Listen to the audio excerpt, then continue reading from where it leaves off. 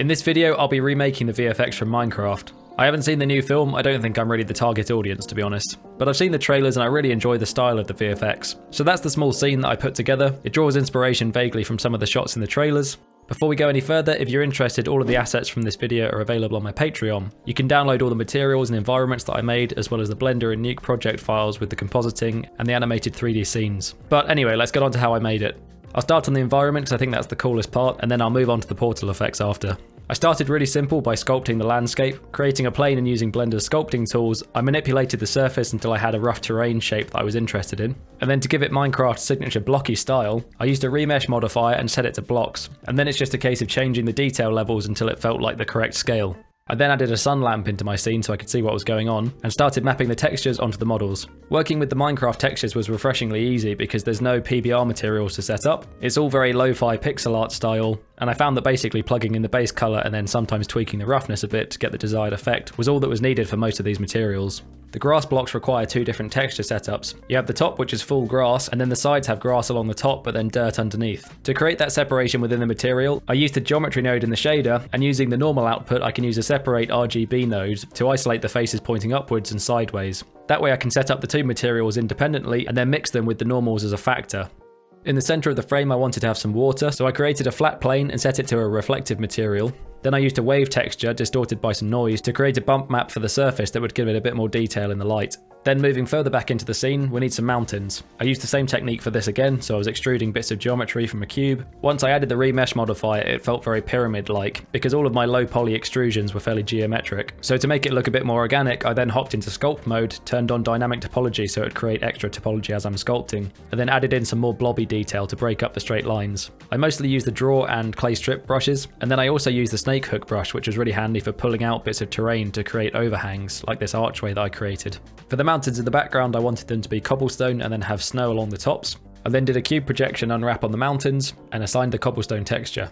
Then in edit mode I went in and circle selected bits of the tops of the mountains. It's quite difficult to do this and make it look organic. I tried to just paint along the tops where the snow would actually naturally land. Again I separated out the normals and used that to combine the two materials of the snow and the cobblestone, and then had to align the UVs for the side blocks as well. At this point, I wanted to start lighting the scene so I'd get a better feel for how it's coming together. I repositioned the sun lamp that I added earlier to get some better lighting direction and some nicer shadows. I wanted to get some extra rim light on the edges of the mountains to make them separate from the background a bit more, so I added a couple of really intense area lights up in the sky. This gives them a lovely rim light along the tops of the peaks. It's a bit hard to control the spill of the light, I don't want it bleeding into the rest of the scene, so I added a few black flags in the sky that are turned off in the render, but they block the light, so it doesn't spill too much into other bits of the shot. Annoyingly, this didn't completely solve that problem, so I ended up also using light groups in compositing to fix this. So I did a quick render just to test this. I brought it into Nuke and then shuffled out the light group. Then I used the position pass, which I also rendered out, and created a 3D mask based on the geometry, just along the peaks of the mountains. So as you can see here, I'm constraining that light group to only appear within the mask that I created. At this point I also brought in the sky. I'm using an HDRI that I also rendered the scene with in Blender, so I bring this in Nuke and put it on a sphere, and then using the same 3D camera from Blender, I can view the sky through that camera, and it aligns perfectly with my scene. I prefer to do this in compositing rather than baking it into the render in Blender, because it gives me more control over the colour and the light wrap and things later.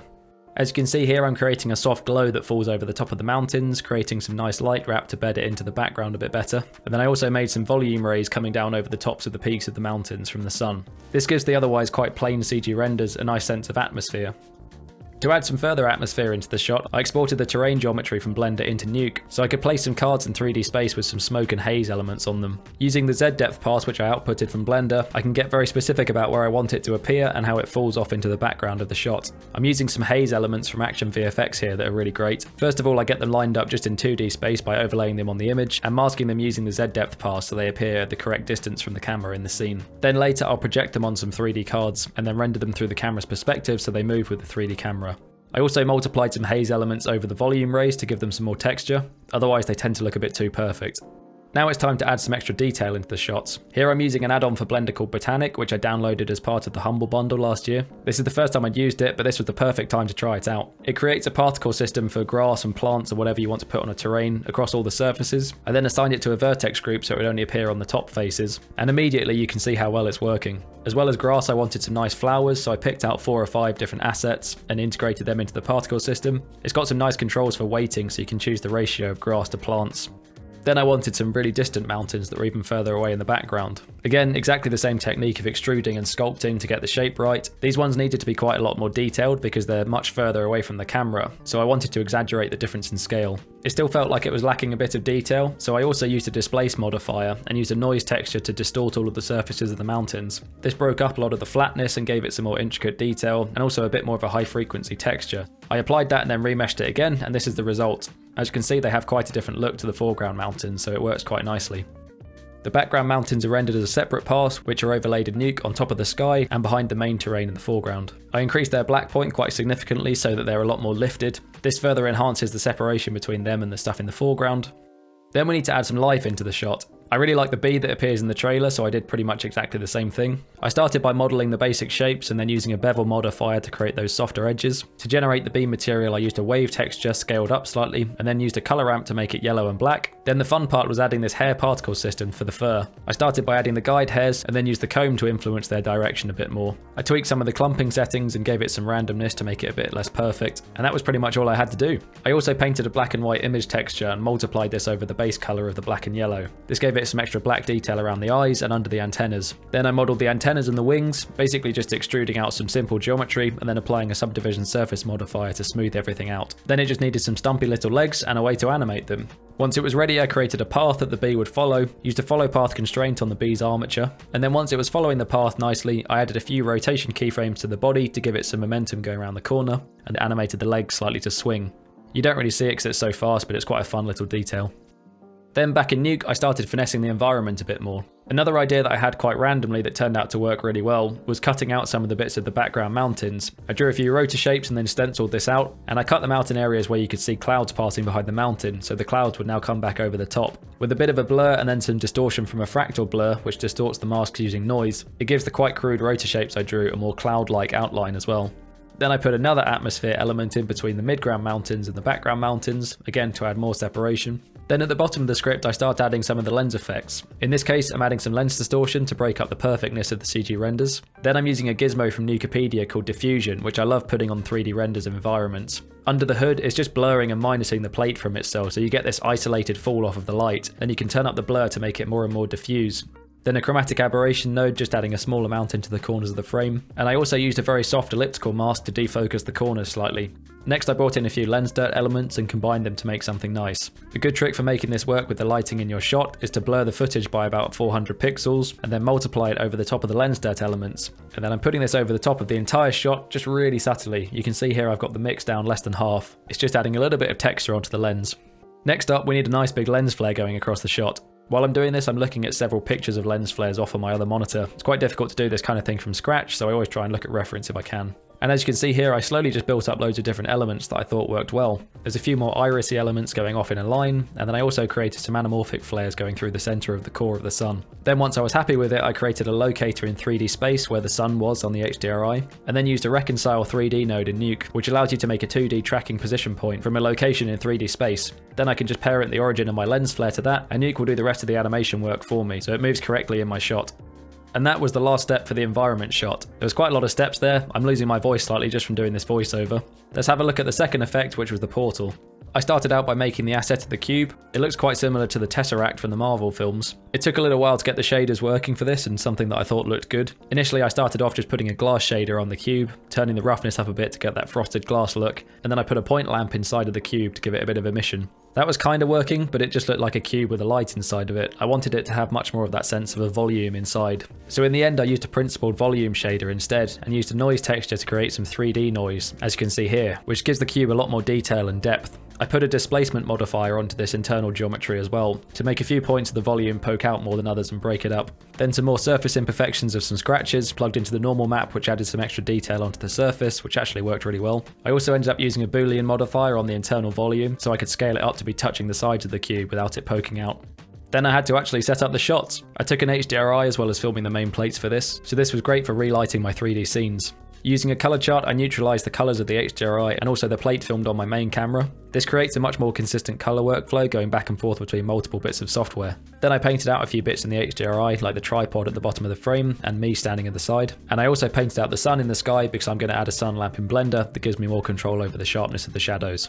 Then I can bring in the plate that I neutralized the colors of in Nuke and add that as my background of my camera in Blender and start setting up the scene. I did a floor plane and manually rotated the camera until it aligned properly. Then I appended in the cube asset, got it set up in the correct spot in 3D space. Then I set the floor plane to be a shadow catcher and tweaked the angle and intensity of the sun until the shadows matched my feet. I rendered one frame and brought it back into Nuke to test if it was working. I added a nice soft glow on this to give it some bloom from the light source, and then also shuffled out the shadow catcher pass and multiplied this over my plate to add the lighting interaction with the floor. And that's pretty much all that shot needed. It's actually quite simple. The second shot was slightly more involved just because there's a camera move. I started by 3D tracking the plate and creating some geometry for the floor, which I then exported to Blender to set up my 3D scene. For the first kick I just animated it manually. It's only in the shot for a few frames before it gets booted, so it didn't need anything too fancy. And for the bit where it flies through the portal, I did a rigid body simulation. I did a couple of keyframes before the shot starts, where it goes from point A to point B, and then the physics simulation kicks in, so it's basically just throwing it across the scene. And then it needs a portal to go through. All of the cool look from the portal is just coming from the shader, really. I downloaded a nice rock texture from Ambient CG, and then set up the normal PBR materials, and also used some displacement to create the interesting jagged look of the rock. I made the main look of the portal in Nuke, but I had to have something there for the lighting interaction in the 3D scene. So I made a very quick version of the portal opening using some noise textures in Blender, and put it on a plane in the opening of the portal. I plugged the noise into the emission input on the principal shader and turned it up quite high to create the light from the inside, and then set that collection to indirect only so it doesn't appear in the render. It just gives me the lighting interaction, and I'll make the inside of the portal properly in Nuke. Speaking of which, using a single noise texture on its own always looks pretty obvious and doesn't look that great a lot of the time. So here I use 4 or 5 different ones, changing the scale or the noise type and then time offsetting them and taking them away from each other to create edge effects. And when you layer them all up, it creates something far more interesting and detailed than anything on its own. Then I track the position of the cube for a few frames as it goes in and put a nice blue lens flare streak very subtly on top. It starts off barely visible and then it kind of amps up as the cube starts to get brighter as it goes through the portal.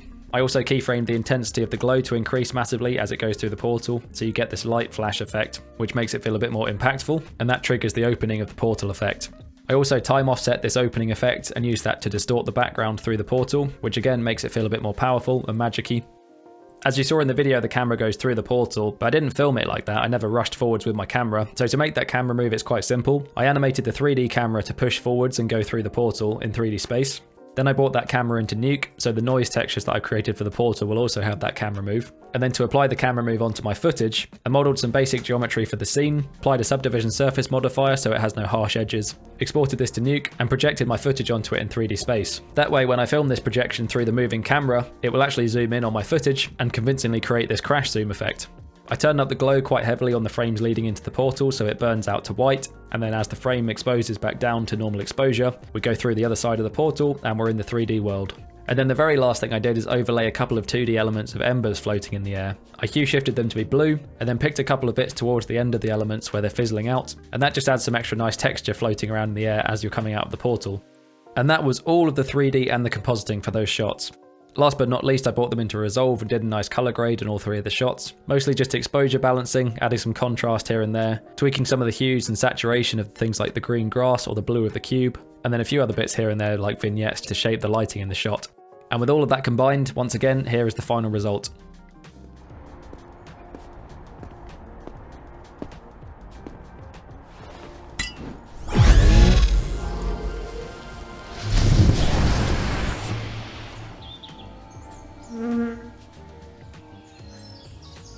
Again, you can get the assets from this video on my Patreon. The link is in the description if you're interested. It really helps me to keep making videos like this. Thanks a lot for watching, and I'll see you very soon.